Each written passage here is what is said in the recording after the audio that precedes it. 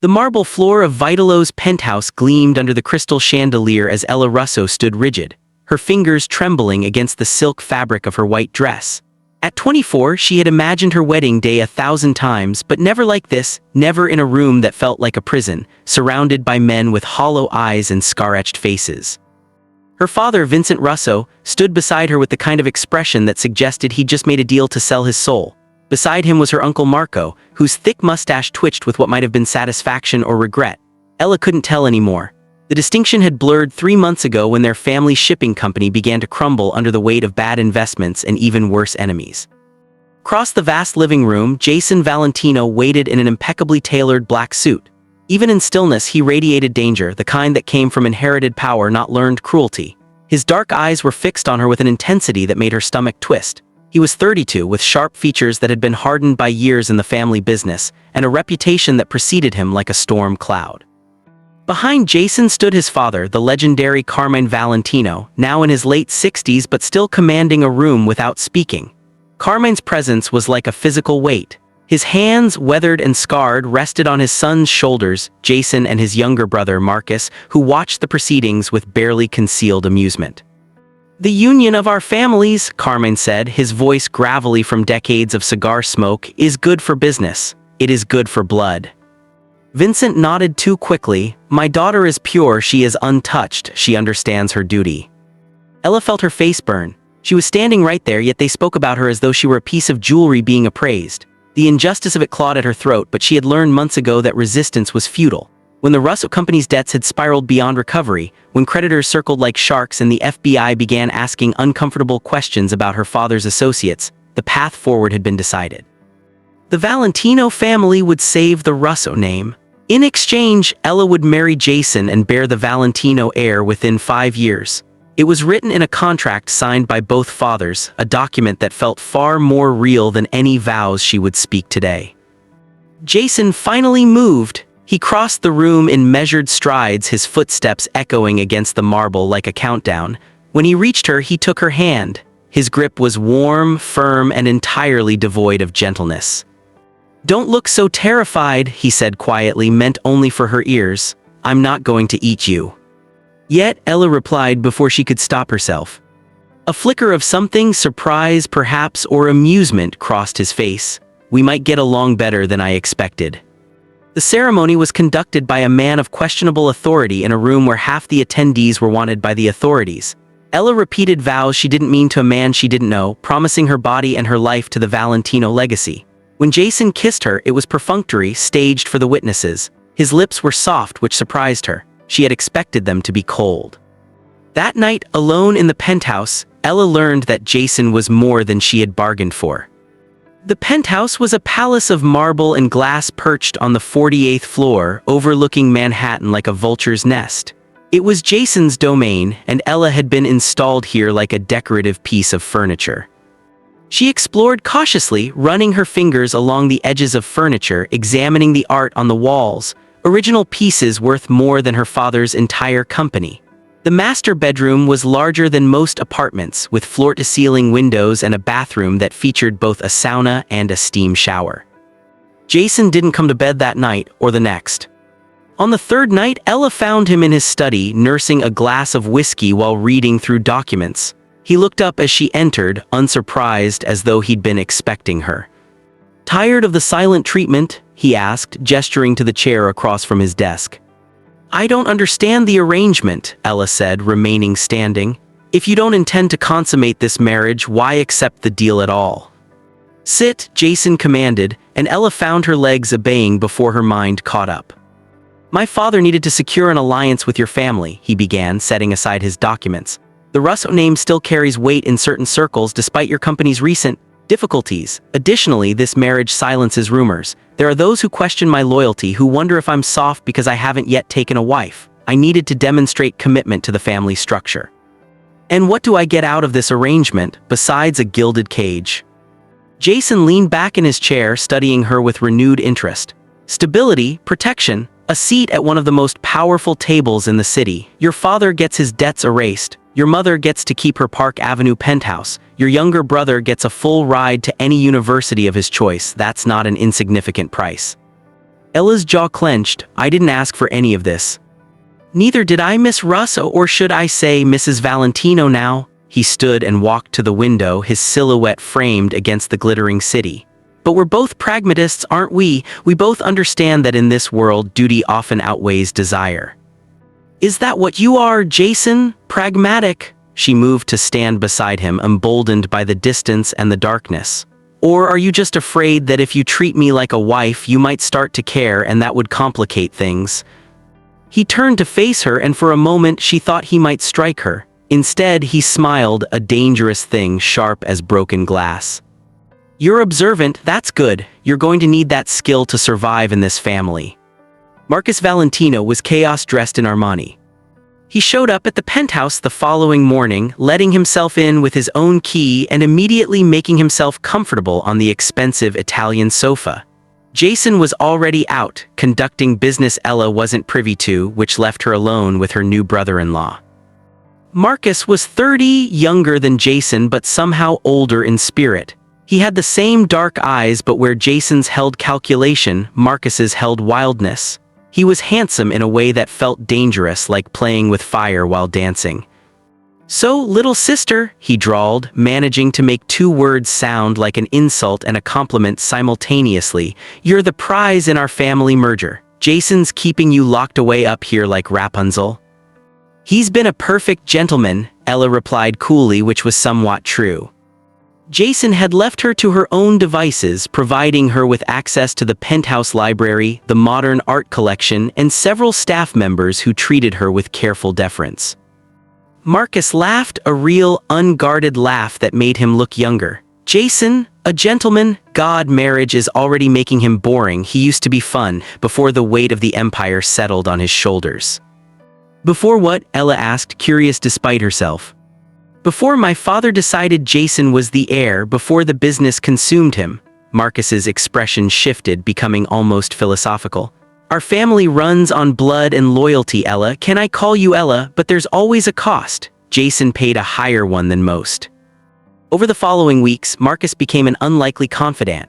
He would visit the penthouse unannounced, bringing news from outside the carefully controlled environment Jason had created. He told her about the businesses that comprised the Valentino empire, the restaurants and nightclubs that served as fronts for money laundering, the construction companies that bid on city contracts through coercion and influence, the shipping operations that moved more than legal cargo. And underneath it all, a criminal network that had been operating in New York for 3 generations. My grandfather built this, Marcus explained one afternoon, sprawled across the sofa with a glass of champagne. My father expanded it. Jason is supposed to protect it, but he's not going to let you live in ignorance. He'll bring you in eventually, make you complicit just like he is. And what about you? Ella asked. Why aren't you the heir? Because I asked nicely not to be, Marcus grinned. I'm Jason's lieutenant, his second. I handle the fun stuff. Jason handles the responsibility. He's much better at it than I would be. That doesn't sound like he's better at it. That sounds like you're better at avoiding it. Now you're catching on, Marcus said approvingly. Ella's mother, Catherine Russo, called on a Wednesday afternoon. She sounded excited, which immediately made Ella suspicious. Your father wants to invite the Valentino family to dinner, Catherine breathed over the phone. He wants to show them that the merger has been beneficial, that we're grateful for their generosity. You have to convince Jason to agree. He respects you. He doesn't respect me. He barely knows me, Ella protested.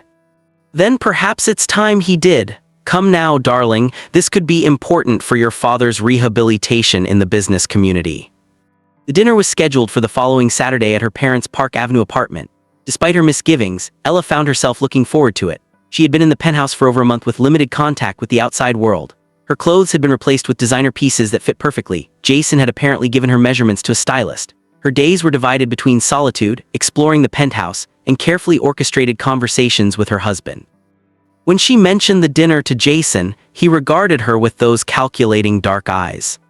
Your family is using this as an opportunity, he said flatly. Your father wants to be seen with me to rehabilitate his image.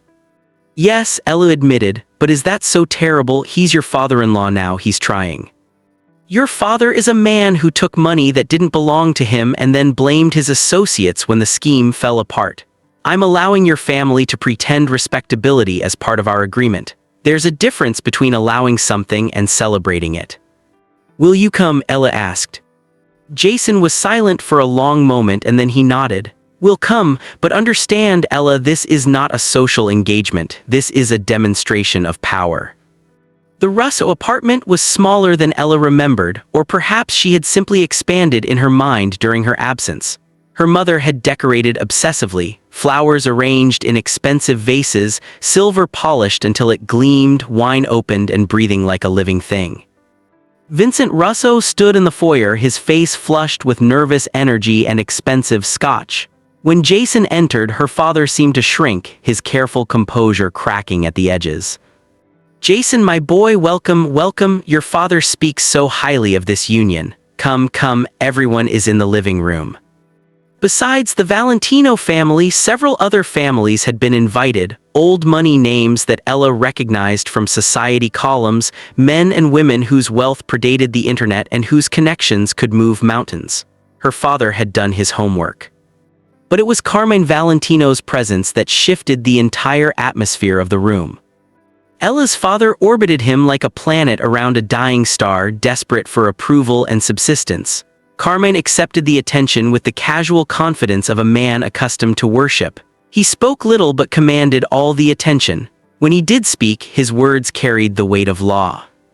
Marcus circulated through the room with easy charm, introducing Jason to business associates and old family connections. Jason, for his part, was transformed. The distant, guarded man from the penthouse became a calculated machine, warm but untouchable, interested but unreachable. He moved through conversations with the precision of someone executing a choreographed dance. And then, quite deliberately, he placed his hand on Ella's lower back and kept it there for the entire evening. The gesture was small, intimate, clearly calculated to send a message. She's mine, she's part of this now, she's woven into the Valentino fabric. When Catherine attempted to pull Ella aside to discuss her adjustment to married life, Jason appeared at her shoulder. My wife and I are quite well adjusted, Mrs. Russo, he said with a smile that didn't reach his eyes. Aren't we, darling? Ella, playing her part, nodded and leaned against him slightly, feeling the tension in his body, the coiled readiness beneath his expensive suit. Later that night, as they drove back to the penthouse in the town car, Jason finally removed his hand from her back and settled into the seat beside her. You were good tonight, he said, staring out at the New York skyline. You played your role perfectly. Because that's all this is, Ella asked bitterly, a role. Everything is a role, Ella. The sooner you accept that, the easier your life will be. 2 months into the marriage, Ella discovered Jason's true nature. She had been exploring the lower levels of the penthouse when she found it, a room hidden behind a seemingly structural wall that Jason had carelessly left unsecured. Inside was a sophisticated office with multiple computer terminals, maps of the city with certain locations marked in red, and a wall of security camera feeds showing various locations throughout Manhattan. She was studying a map when she heard his voice. Admirable curiosity, but incredibly stupid. Ella spun to find Jason leaning against the doorframe, his expression utterly closed off. She had learned to read his moods over the past weeks, but this was something new, something genuinely dangerous. I didn't mean to. That's exactly the problem, Jason interrupted coldly. You didn't think, you assumed, you explored. He stepped into the room and closed the door behind him. Do you understand what you've just done? I was curious about. You violated a boundary that exists for your own protection, Jason said, and there was something in his voice that made her blood freeze. What you see in this room, what you know now, makes you a security risk. To your family. To yourself. He moved closer and Ella backed away instinctively. There are men who would kill you for what you now know, men who have killed for far less, do you understand? Then why show me? Ella's voice shook. Why not just kill you? Jason's laugh was devoid of humor. Because you're my wife and my father would take great exception to me murdering you within 3 months of marriage. It would look bad for business. He stopped inches from her, his dark eyes boring into hers. This is your only warning, Ella. There are parts of this life that you do not want to understand. There are things you do not want to know. Respect those boundaries and we'll continue to exist reasonably peacefully. Cross them again and I cannot protect you from what comes next. Protect me from whom? Your family. From everything? He turned away, running a hand through his hair. from the reality of what we are, from the violence inherent in everything this family touches. After he left the room, Ella stood alone among the maps and monitors, her heart hammering in her chest. For the first time since the wedding, she understood what she had truly agreed to. She wasn't married to a businessman. She was married to a man who operated in the shadows, who made decisions that affected lives, who existed in a moral space so far removed from her own that she sometimes forgot they spoke the same language. That night, Jason came to her bedroom. He knocked, which he had never done before. "I apologize," he said from the doorway, his tone stiff. "My reaction was excessive. I should not have threatened you." "But you meant it," Ella said quietly. "Yes." At least he was honest. She gestured to the space beside her on the bed. "Sit." He did, careful to maintain distance between them. "Tell me something true," Ella said. "Just one true thing about who you are." Jason was silent for a long time. Finally he spoke, and his voice was different, rawer, more human. "I became head of this family at 25 when my father had a heart attack. I had to make decisions that cost men their lives. I had to order people to do things that haunt me. I have built a life where I am simultaneously feared and untrusted, respected and despised. And I woke up one day and realized that I no longer remembered what it felt like to be loved for anything other than power." Ella felt something shift in her chest. It wasn't love, not yet, perhaps never, but it was understanding. "That's true?" she asked. "That's true," he confirmed.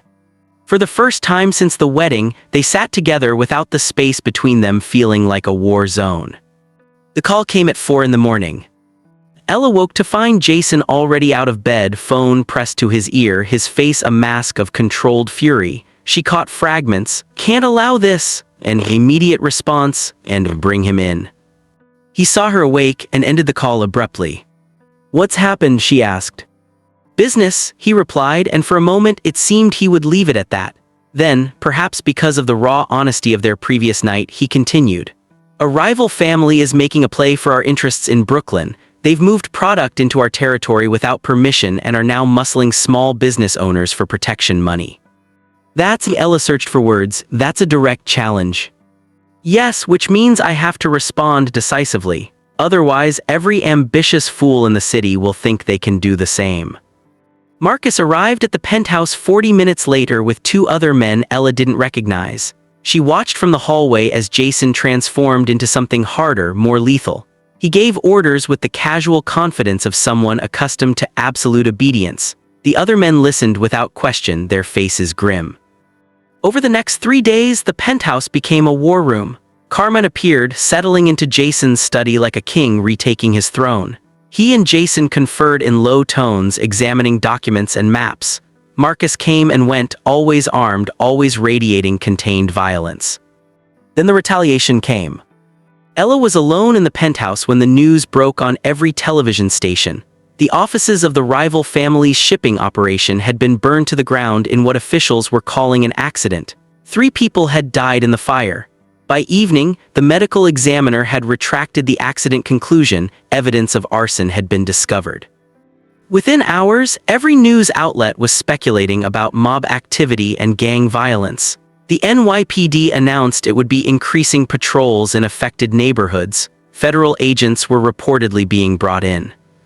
When Jason finally returned to the penthouse, he looked exhausted in a way that had nothing to do with lack of sleep. Ella had prepared food, made coffee, created an atmosphere designed to be calming. He barely seemed to notice. 3 people died, he said finally, settling into a chair and staring at nothing. 2 of them were employees who had nothing to do with the decision to move into our territory. "You didn't do this to hurt them, you did it to send a message," Ella heard herself saying. "Isn't that how your world works?" "Yes," Jason said bitterly. "That is how my world works, and I've made peace with that necessity. What I'm struggling with is the understanding that my world is now your world, that by being married to me you are implicated in decisions like this, that if the authorities decide to investigate, your name will be attached to mine, that the safety of this family will eventually require things from you that you may not want to give." Ella sat beside him. "Then I suppose you should teach me how to survive in it." He looked at her, then really looked at her, and something unguarded passed between them. Over the next several weeks, Ella underwent an unofficial education in the Valentino family business. It started with small things. Marcus would visit and explain the structure of their operations, the legitimate enterprises that provided cover for the less legitimate ones. The restaurants and clubs generated cash that was then reinvested in real estate, construction contracts, and import-export operations. Then Jason began to include her in more substantive conversations.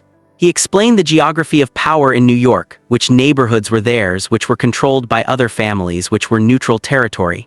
He told her about the Commission, a council of family heads that met quarterly to settle disputes and ensure that no single family became too ambitious. Carmen invited her to sit in on a business dinner where she saw the system in action. 3 families gathered in a private room at one of the Valentino restaurants. A dispute over territory was settled not with violence but with careful negotiation and the exchange of favors. Ella realized that there was an entire governmental structure beneath the visible one, complete with diplomacy and law and consequence. "Your father would never understand this," Carmen told her afterward, his gravelly voice soft with something that might have been respect. "But you are beginning to. You have the capacity to be valuable to this family not just as a wife but as an asset." Catherine Russo called frequently during this period, her voice increasingly desperate during their conversations. Ella's mother wanted to know if she was happy, if Jason was treating her well, if she was, and this made Ella's stomach turn, if she was pregnant yet. The 5-year window for producing an heir was ticking down and Catherine was obsessed with the timeline. It was Marcus who finally explained what it meant. "If you don't produce a son by the 5-year mark," he said casually while reviewing financial documents in the penthouse study, "the marriage contract becomes void. Jason can divorce you and your family's debts will be reinstated. Your father's company will collapse, your mother will lose the penthouse, your brother will lose his college fund. Essentially, everyone you love will suffer because you failed in the one job you were contracted to do." "That's barbaric," Ella said, though she wasn't sure why she was surprised anymore. "That's business," Marcus corrected. "That's literally the entire reason Jason agreed to marry you instead of some other woman. Your family needed salvation. You're the payment. If you can't deliver the goods, a male heir, then the payment is null and void." When Jason found Marcus explaining this to her, he was furious. "She didn't need to know the specific terms," he said coldly to his brother. "She needed to understand what's at stake," Marcus replied unrepentantly. "She's not a child, Jason. She's a woman who's going to spend the next several years waiting to see if her ovaries are functional. She deserves to know why." After Marcus left, Jason found Ella in the library where she had retreated. "I'm sorry he told you like that," Jason began. "It's true though," Ella said quietly. "That's why you agreed to this marriage. That's the actual contract." "It is one of the terms, yes, but there are other considerations." "No," Ella interrupted. "Don't soften it. I appreciate honesty now more than I appreciate comfort." She closed her book carefully. "So I have 5 years to become pregnant. That's the clock. That's what my entire existence has been reduced to." Jason sat across from her, his expression guarded. "You could also kill yourself and blame it on the stress of married life. Your family would be released from debt as a goodwill gesture to your grieving parents." Ella laughed, a genuine, shocked laugh. "Is that supposed to be comforting? Are you actually suggesting I have a way out?"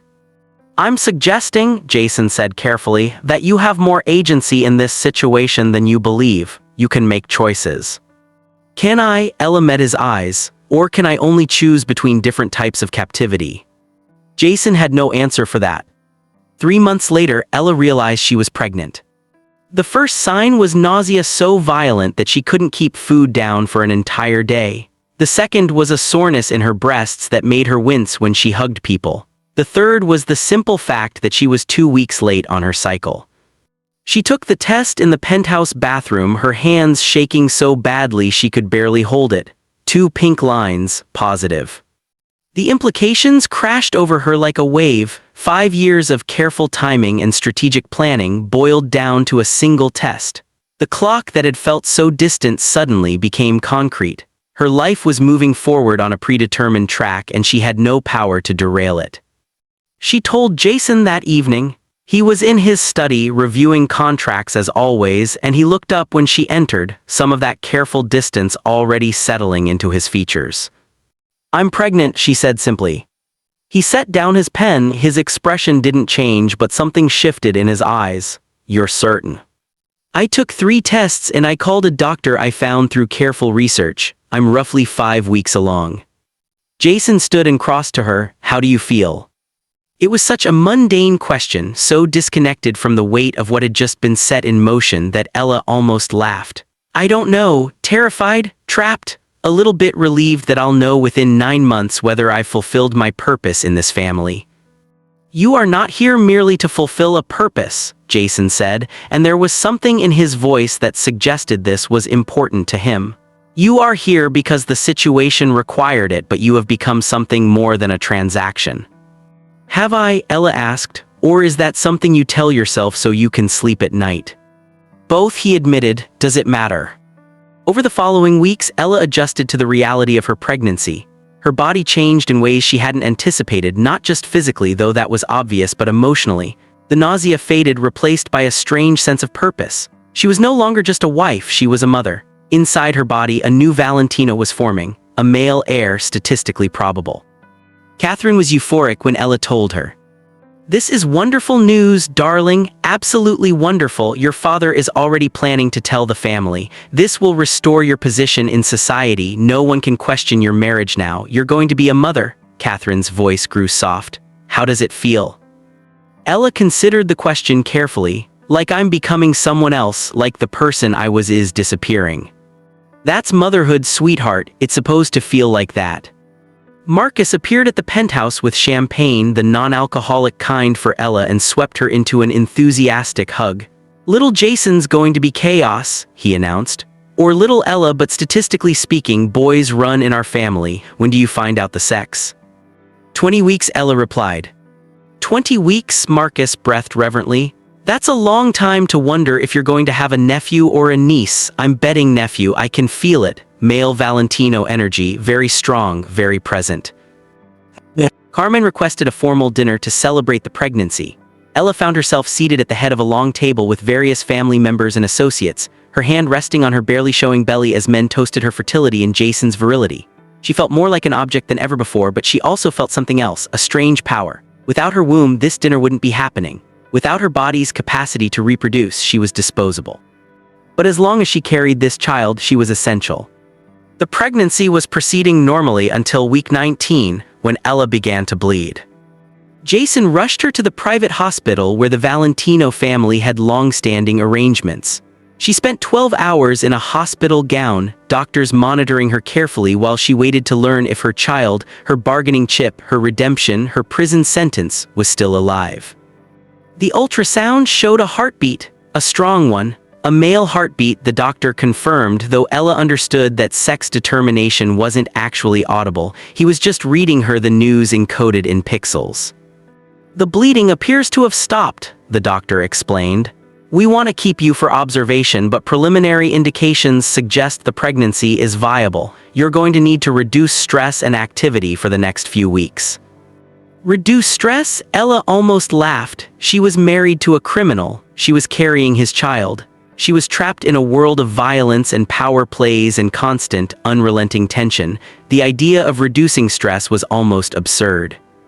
But Jason took the doctor's orders seriously. He worked from home for 2 weeks. He ensured that Ella's every need was anticipated and met. He was gentle in a way she hadn't expected, his hand resting protectively on her belly when they slept. He's okay, he told her one night as the baby kicked beneath their joined hands. Our son is okay. How do you know it's a son? Ella asked, though she already knew. Because he wouldn't dare be anything else, Jason replied, and there was almost tenderness in his voice. But the bleeding had awakened something in Ella. It had made real something that had been abstract before. This wasn't just a contract. This was a person. A human being whose existence depended on her decisions and health and survival. She began to research carefully, using browsers that wouldn't be traced through the penthouse internet system. She learned about the Valentino family's history, about Jason's rise to power, about the bodies that had piled up in the family's wake. She learned that Jason had personally ordered executions, that he had arranged for competitors to be killed, that the casual decisions he made over morning coffee had literal life and death consequences. And she realized that she was carrying a child who would inherit all of this. A boy who would be groomed to become what his father was, who would learn that violence was a legitimate problem-solving mechanism, who would grow up believing that his power was more important than other people's lives. She couldn't unknow this. She couldn't pretend that her son would somehow be different, would somehow choose a different path. The Valentino legacy didn't allow for different paths. One night she told Jason she wanted to leave. "Take the money, release my father's debts, let me go. I'll have the baby somewhere far away where you'll never know about him. You'll be free of the contract." Jason sat back, his expression unreadable. "Why?" "Because I don't want to do this," Ella said, her voice cracking. "I don't want to bring a child into this world. I don't want to raise him to be you." "You don't know what I'm like," Jason said quietly. "You know the surface, the necessary components of my public role, but you don't know who I am underneath." "Then tell me," Ella challenged. "Show me, give me a reason to stay." Jason was silent for a long time. Finally, he stood and extended his hand. "Come with me." He led her through the penthouse and down to the lowest level, to that hidden office she had discovered months ago. He accessed a file on one of the computers and pulled up an image. It was a woman, young and beautiful, with dark eyes that echoed Jason's. Beside her was a small child, maybe 3 years old. "My mother," Jason said quietly. "Before she died, this is my brother Daniel. He would be 29 now if he had lived. He died when he was 8 years old." "What happened?" Ella asked, though she could guess. "He was kidnapped by a rival family as leverage against my father. He was supposed to be returned after a ransom was paid. He wasn't." Jason's voice was absolutely flat. "They killed him to send a message." Ella felt the weight of this news settle on her like a stone. "I became ruthless not because it was natural to me, but because I decided that no one would ever use someone I loved against me again. I built walls so high that nothing could breach them. And then I was ordered to marry you, and I resented it because it meant letting someone inside those walls. It meant having something to lose again." "Jason," Ella began, but he raised a hand. "I'm telling you this so you understand something," he continued.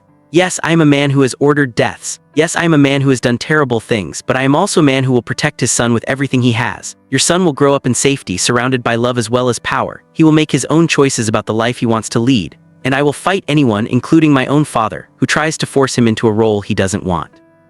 Ella believed him. She had learned to read his silences, to understand the truth beneath his words. And more importantly, she wanted to believe him. "I'm still afraid," she admitted. "I know," Jason said, "but you don't have to be afraid of me. You never have to be afraid of me." The labor began on a Tuesday evening in a private hospital room that overlooked Manhattan. Ella had requested minimal medical intervention, having researched extensively during her pregnancy.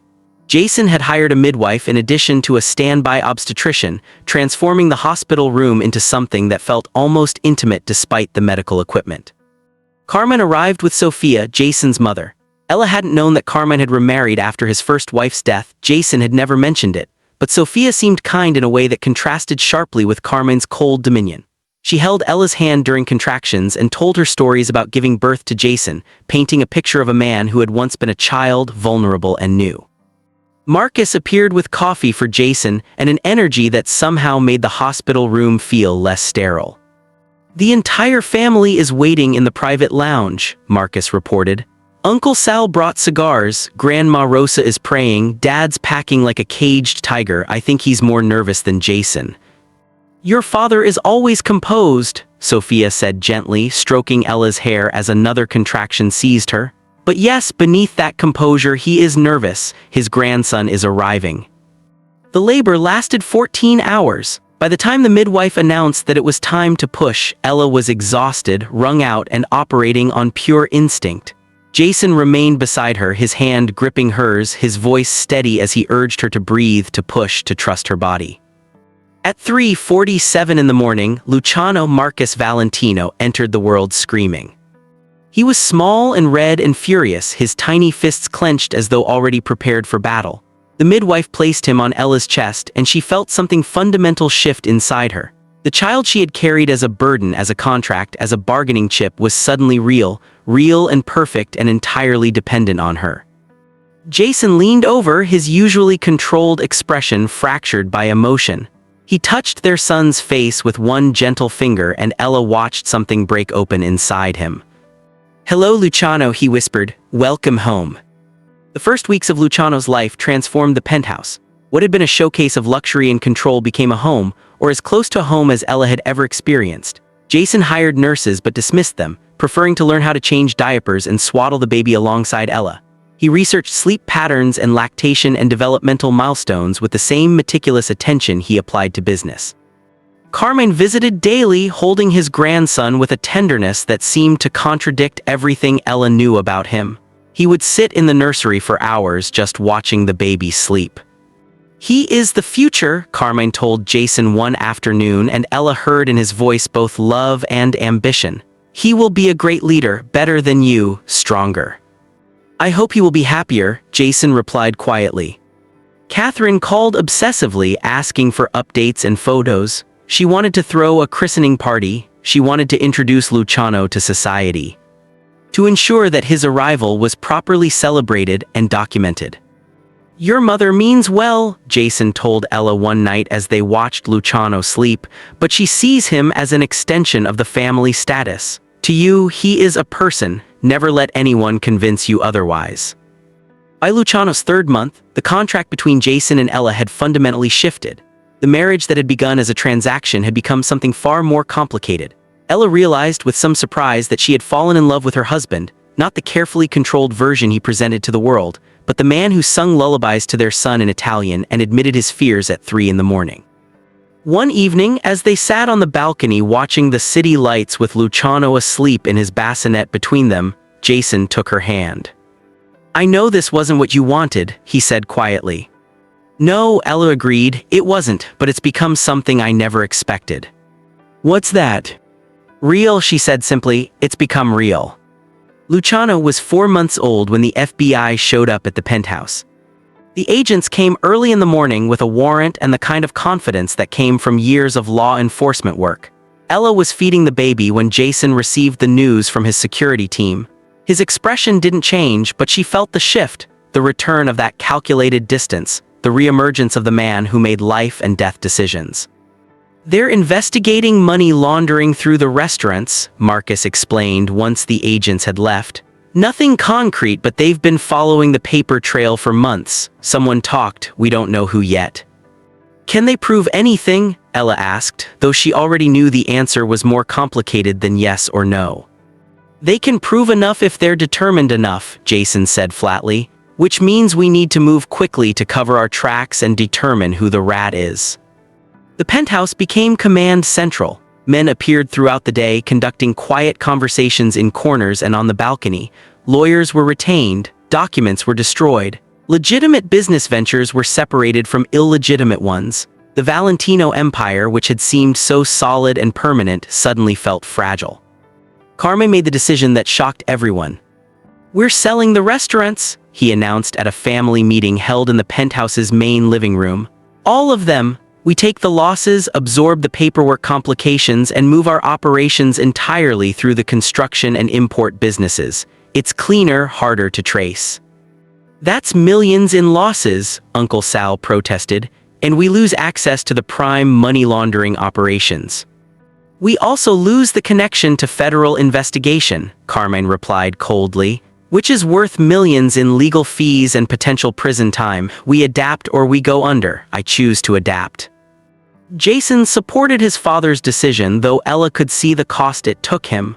The restaurants had been his innovation, his contribution to the family. To abandon them was to surrender a piece of his legacy. The investigation continued for 6 months. During that time, Ella gave birth to a daughter, Isabella Maria Valentino, who arrived with Jason's dark eyes and Ella's independent spirit. The FBI's presence became almost a background noise to the rhythms of raising 2 infants under the age of 1. But more importantly, Jason discovered the rat. It was Vincent Russo, Ella's father. He had been approached by an FBI agent named Patterson who offered him a deal: provide information about the Valentino family's operations in exchange for leniency regarding his own financial crimes. Vincent, desperate to avoid prison and facing mounting gambling debts, had agreed. Jason brought the news to Ella in their bedroom, away from staff and family.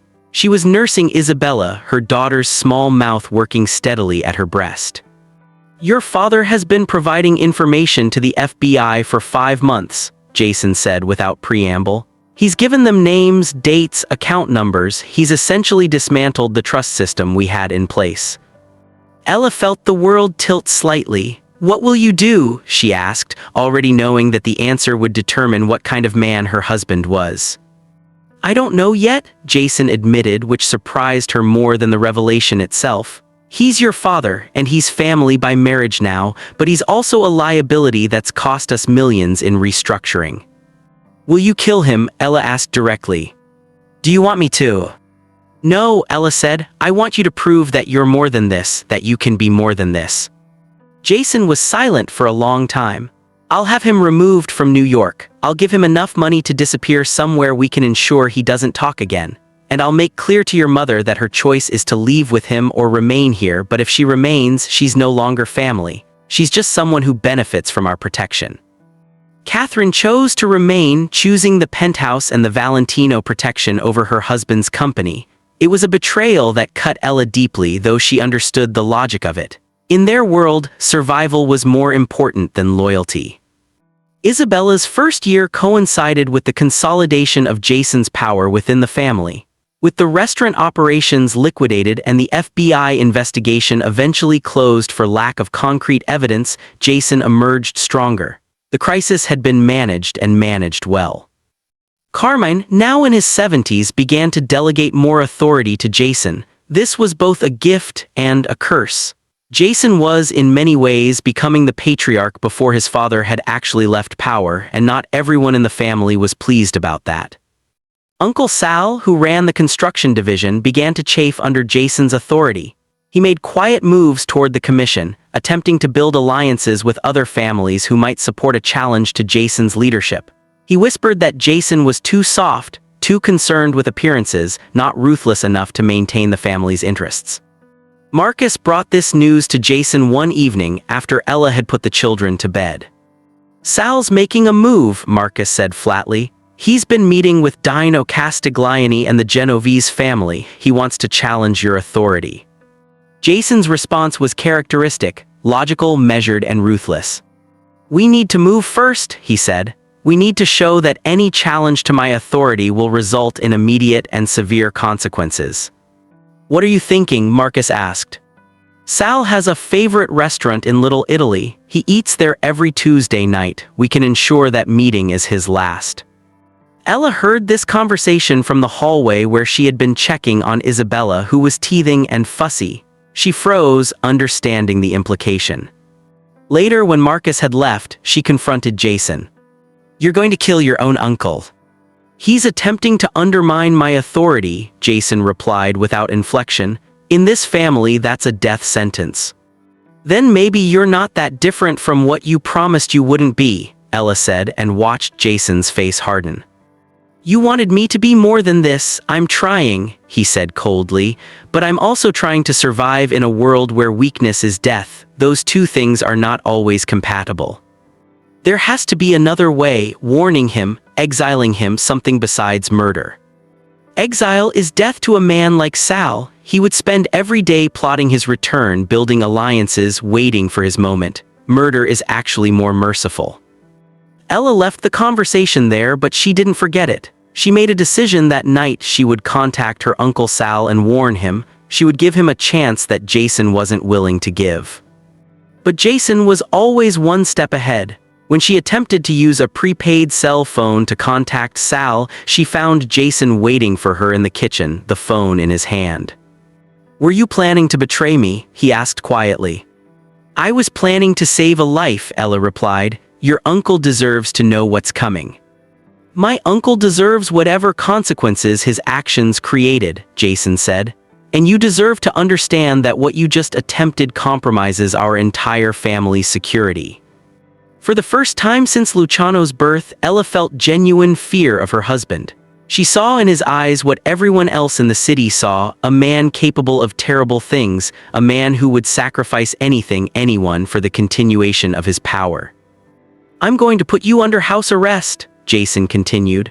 "Confined to this floor, you'll have access to the children and to essential staff, but you will not leave this space. You will not attempt to contact anyone outside this family. You will not interfere in family business again. Do you understand?" Ella nodded because there was nothing else to do. Sal died on a Tuesday night in his favorite restaurant, shot execution style as he was leaving. The newspapers called it another mob hit. The NYPD opened an investigation that went nowhere. The city moved on. 3 weeks of house arrest crystallized something in Ella that might have been resentment or might have been survival instinct. She stopped fighting Jason. She stopped pushing him. She stopped trying to make him into something he wasn't. Instead, she observed him, studied him, learned to predict his moods and navigate around his violence. She became, in essence, what she had been contracted to be: a perfect wife, a perfect mother, a perfect accessory to his power. Jason seemed to accept this shift without question. He brought her books. He ensured the children had everything they needed. He treated her with careful courtesy as though she were an exhibit in a museum rather than a human being. By the end of the house arrest, Ella felt fundamentally changed. She had chosen survival over principle, and she would spend the rest of her life wondering what that choice had cost. When Jason finally lifted the restriction, she didn't feel relief. She felt hollow. Catherine, meanwhile, had been entirely removed from Ella's social circle. She had publicly condemned her husband to save herself and had become something of a pariah in society. Ella saw her only occasionally at family functions, where Catherine maintained an artificial smile that didn't reach her eyes. "I did what I had to do," Catherine said to Ella one evening while they were ostensibly discussing the children. "Just as you did." "Did I?" Ella asked. "Or did I just make myself complicit in everything this family does?" "Does it matter?" Catherine replied. "We're here, we're safe, our children have every advantage. That's the only thing that matters anymore." Ella didn't respond. She had learned that maintaining silence was the most effective form of resistance available to her. Years passed. Luciano and Isabella grew. New businesses were established. Jason solidified his position as heir apparent and eventually took full control of the Valentino operations when Carmine had a second heart attack that left him partially paralyzed. Ella bore 2 more children, another son named Carmine after his grandfather and another daughter, Sophia. Each pregnancy was a negotiation with her own body, each birth a reminder of the bargain she had made. The children were beautiful and charmed and entirely disconnected from the reality of how their father made his living. Jason ensured their innocence with fierce protectiveness. They attended private schools where they were sheltered from anything that might hint at the family business. They spent summers at a compound in the Hamptons. They were raised to be American aristocracy, entirely ignorant of the blood beneath their family name. Ella threw herself into motherhood with an intensity that was both genuine and strategic. She created a world for her children that was separate from the criminal enterprise that provided it. She read them stories and attended their school events and advocated fiercely for their education and development. But she was always aware of the underlying truth, that this comfortable existence was built on death and fear and ruthlessness. Marcus surprisingly became something of an uncle to all 4 children. He taught Luciano to box, which Jason discouraged but Ella secretly appreciated. He brought Sophia presents. He played elaborate games with Carmine and Isabella. He was, in many ways, more present in the children's lives than Jason was, constrained as Jason was by the necessity of running an empire. "You could have divorced me," Ella said to Jason one night years into their marriage as they lay in the darkness of their bedroom. "After the first year after Luciano was born, you could have walked away. The contract would have been fulfilled." "I could have," Jason agreed. "Why didn't you?" "Because by then, I didn't want to," he said simply. "Somewhere along the way, you stopped being a contract and started being necessary. I wake up in the morning and you're the first thing I think of. You're the only place I have where I'm not making decisions about who lives and dies. You're my anchor." "That's not love," Ella said. "That's dependence." "Maybe they're the same thing," Jason replied. It came 15 years after their wedding, a visit from FBI agent Patterson, the same man who had turned Vincent Rosso. Agent Patterson was different now. He looked tired, worn down by years of chasing criminals who were always one step ahead. He arrived with a new warrant, new evidence, new determination to dismantle the Valentino organization.